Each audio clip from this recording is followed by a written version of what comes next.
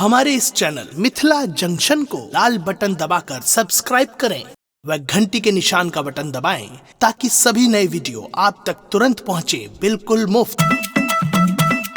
डम डम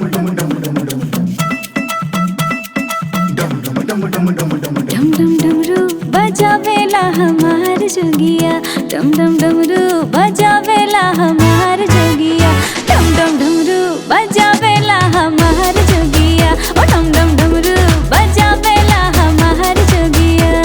हमार जोगिया, हमार जोगिया, हमार जोगिया, हमार जोगिया, डम डम डमरू बजावेला हमार जोगिया, ओ डम डम डमरू बजावेला हमार जोगिया।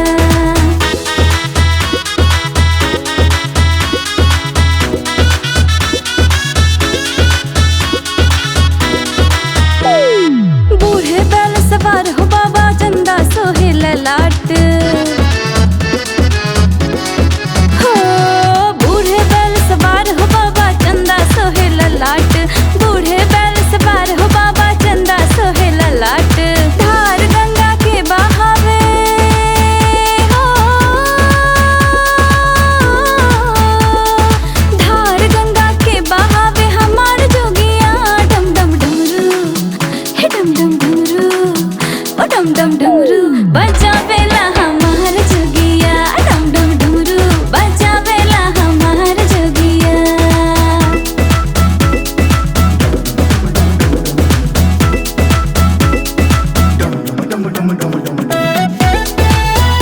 अपने सुन रहे थी गंगा कैसे